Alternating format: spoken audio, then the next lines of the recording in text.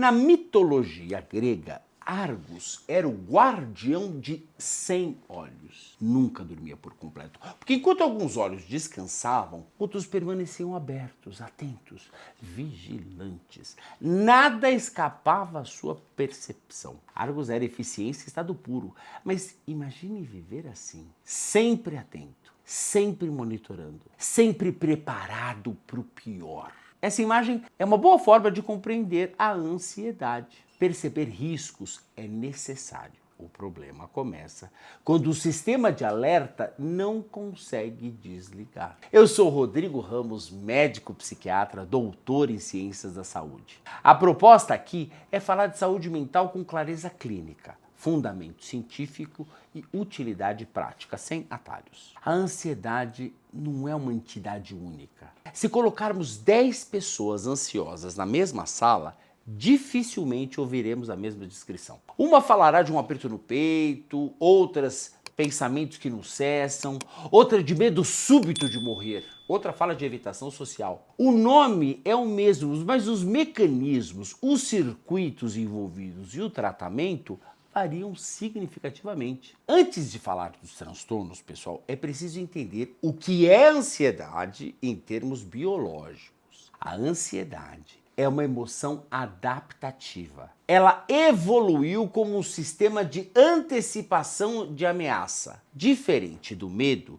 que responde a um perigo presente, a ansiedade prepara o organismo para um risco futuro. Esse mecanismo envolve estruturas como a amígdala, o hipocampo, o córtex pré-frontal medial e sistemas autonômicos que aumentam a frequência cardíaca, a tensão muscular e a vigilância cognitiva. Sem ansiedade não haveria planejamento, não haveria prudência, não haveria sobrevivência. O adoecimento ocorre quando esse sistema se torna desproporcional, persistente e desregulado. Na leitura neurobiológica, observa-se hiperreatividade da amígdala, menor eficiência regulatória do córtex pré-frontal e alteração dos circuitos que modulam a resposta ao estresse, especialmente o eixo e... Peraí, volta.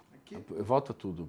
Na leitura neurobiológica, observa-se hiperreatividade de uma estrutura chamada amígdala, menor eficiência regulatória do córtex pré-frontal, alteração dos circuitos que modulam a resposta ao estresse, principalmente envolvendo o eixo famoso chamado eixo hipotálamo hipófise adrenal. O organismo passa a operar como se houvesse uma ameaça O organismo, então, passa a operar como se houvesse uma ameaça constante, mesmo na ausência de perigo objetivo. O resultado é um estado de hipervigilância crônica, o sono fragmentado, tensão muscular contínua, fadiga, dificuldade de concentração e antecipação reiterada de cenários negativos. Do ponto de vista psicodinâmico, essa ativação persistente pode ser compreendida como um sinal de conflito psíquico ainda não simbolizado. A ansiedade surge quando há excitação emocional para a qual o psiquismo não dispõe de representação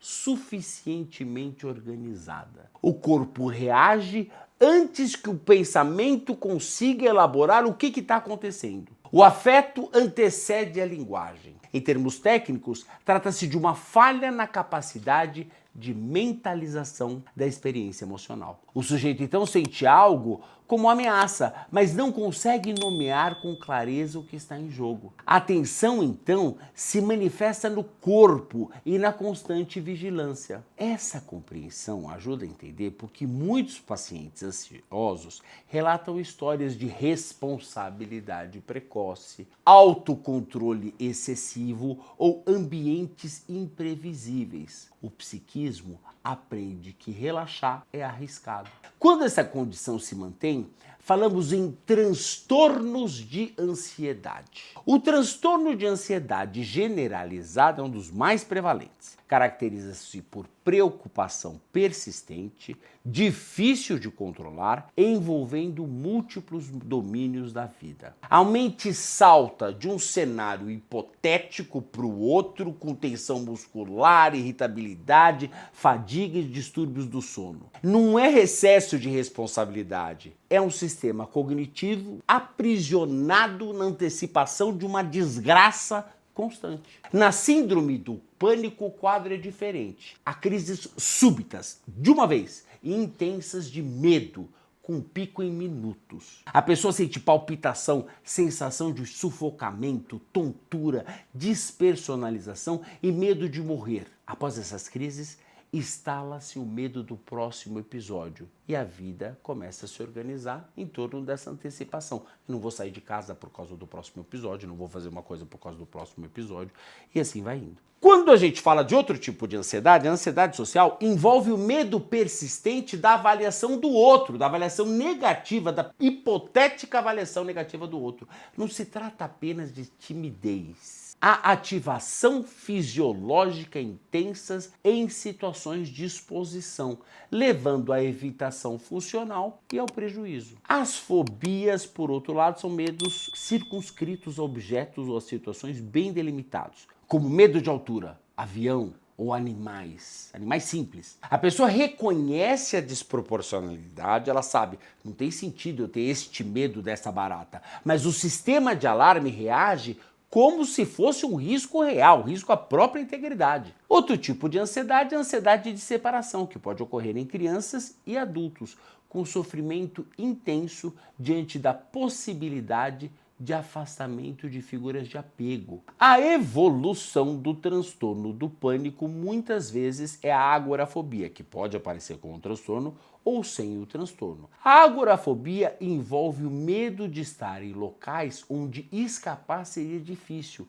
frequentemente associada à ideia de que pode ter uma crise e não pode ter como escapar. Ainda há quadros induzidos por substâncias e aqueles secundários a condições médicas, como disfunções tireoidianas ou arritmias, o que reforça a importância da avaliação clínica adequada. A distinção entre ansiedade adaptativa e transtorno é feita por 3 critérios principais: intensidade desproporcional, persistência ao longo do tempo e prejuízo funcional. Quando o medo passa a organizar decisões, limitar escolhas e comprometer a qualidade de vida, estamos diante do adoecimento. O tratamento é eficaz e amplamente sustentado por evidência científica. A psicoterapia, especialmente abordagens baseadas em exposição, reestruturação cognitiva e regulação emocional, modifica circuitos de ameaça por meio de aprendizagem experiencial. Intervenções psicodinâmicas auxiliam na simbolização de conflitos